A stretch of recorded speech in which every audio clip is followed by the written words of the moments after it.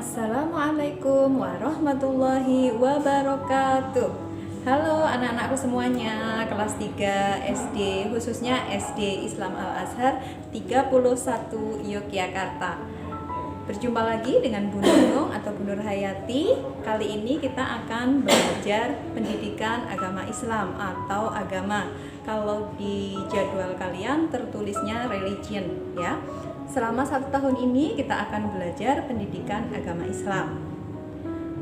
Untuk kali ini Bu Nunung akan menyampaikan bab pertama atau bab 1. Di kelas 2 kemarin kalian anak-anakku semuanya sudah mempelajari tentang sifat wajib Allah.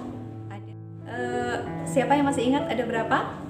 Ada 20 ya, ada 20. Di kelas 2 kemarin anak-anakku sudah belajar 4. Wujud, Qidam, Baqa, Mukhalafatulil Hawadis. Di kelas 3 ini kita akan belajar 4 berikutnya, yaitu yang pertama adalah Qiyamuhu binafsihi, yang kedua Wahdaniyah, yang ketiga adalah Qudrat atau Qudroh, yang keempat Irodah. Apa saja itu? Yuk kita belajar bersama-sama mengartikan 4 sifat wajib tersebut bersama maknanya. Yang pertama adalah Qiyamuhu binafsihi. Qiyamuhu binafsihi maksudnya artinya adalah berdiri sendiri.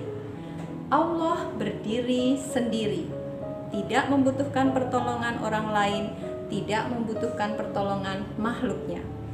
Berbeda dengan manusia. Kalau Bu Nunung, Bu Guru, anak-anak, murid-murid, ayah, bunda, semuanya, kita manusia, hewan, dan tumbuhan membutuhkan pertolongan orang lain atau pihak lain. Contohnya, ketika kita sakit, kita membutuhkan bantuan dokter, kita membutuhkan bantuan apoteker untuk meracik obat, kita membutuhkan bantuan banyak sekali pihak untuk membantu menyembuhkan penyakit kita, mengobati kita. Kita lapar, kita ingin makan, kita ternyata juga membutuhkan banyak sekali orang-orang lain. Pak tani yang menanam padi, kemudian nelayan yang menangkap ikan, dan banyak sekali yang menyiapkan makanan sampai terhidang di meja makan kita. Manusia sangat bergantung terhadap orang lain, tidak bisa hidup dengan sendirinya. Sedangkan Allah berdiri sendiri, tidak bergantung kepada siapapun, tidak membutuhkan pertolongan siapapun. Itu yang dimaksud dengan Qiyamuhu binafsihi. Seperti ini tulisannya. Artinya berdiri sendiri. Untuk selanjutnya yaitu Wahdaniyah. Wahdaniyah artinya adalah Maha Esa atau tunggal. Allah Tuhan kita hanya satu, Esa, tunggal, tidak ada duanya, tidak berayah, tidak beribu, tidak bersaudara, tidak juga punya anak. Allah bersifat Esa atau tunggal. Allah tidak memiliki sekutu. Berbeda dengan manusia, kita membutuhkan orang lain. Kita pasti mempunyai ayah dan mempunyai ibu. Kadang ada yang punya kakak, ada yang punya adik. Sedangkan Allah hanya satu atau tunggal. Adanya alam raya semesta ini merupakan wujud atau bukti bahwa Allah itu satu atau esa. Jika Allah itu lebih dari satu, maka dunia ini sudah hancur sejak dahulu kala. Karena Tuhan yang satu dengan Tuhan yang lain punya kehendak yang berbeda. Adanya dunia alam semesta yang begitu indahnya merupakan wujud bahwa Tuhan atau Allah itu hanya satu atau Esa. Dialah Tuhan Allah, tempat kita bergantung, tempat kita bertawakal, tempat kita bersandar atas segala sesuatu. Itu yang disebut dengan Wahdaniyah. Seperti ini. Artinya Esa atau tunggal. Untuk selanjutnya yaitu Qudrat. Kudrat atau biasa disebut kudroh, artinya maha kuasa. Allah maha kuasa. Allah berkuasa atas segalanya. Kekuasaan Allah tidak terbatas oleh apapun.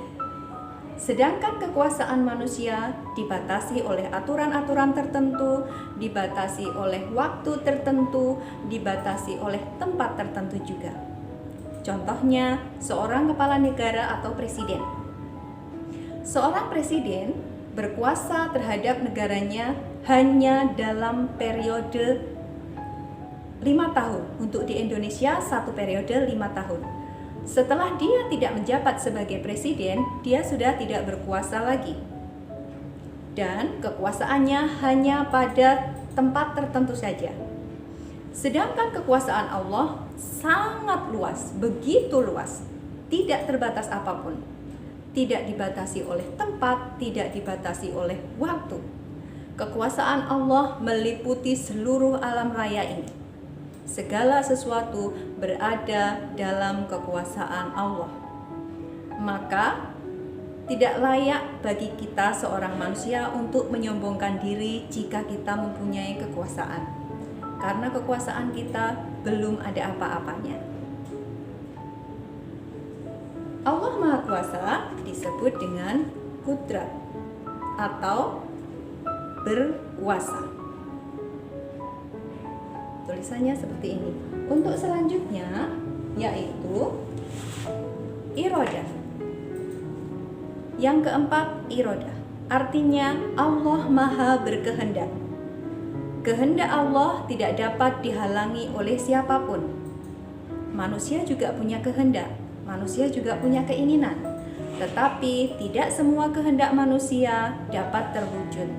Tidak semua keinginan kita dapat terlaksana. Sedangkan keinginan atau kehendak Allah mudah saja bagi Allah untuk mewujudkannya. Allah hanya mengucapkan kun, maka jadilah. Sedangkan jika manusia mempunyai kehendak atau keinginan, maka kita harus berusaha maksimal, kita harus berusaha sungguh-sungguh, baru setelah itu kita bertawakal, kita serahkan hasilnya kepada Allah. Kehendak manusia bisa gagal, kehendak manusia atau keinginan manusia bisa saja tidak terwujud. Semuanya bergantung kepada Allah. Sedangkan kehendak Allah tidak ada seorang pun yang mampu untuk menggagalkannya. Itulah tadi anak-anakku 4 sifat wajib Allah yang kita pelajari pada kesempatan kali ini. Kita akan mencoba bersama-sama mengulangi dari awal beserta artinya. Yang pertama adalah qiyamuhu binafsihi, artinya Allah berdiri sendiri. Yang kedua, wahdaniyah, artinya Allah Maha Esa atau tunggal.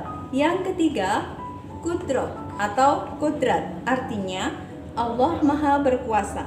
Yang terakhir adalah irodah atau Allah Maha Berkehendak. Oke, terima kasih anak-anakku. Itu tadi penjelasan dari Bu Nunu. Mohon maaf apabila ada kesalahan. Semoga ilmunya bermanfaat. Tetap tinggal di rumah, jaga kesehatan.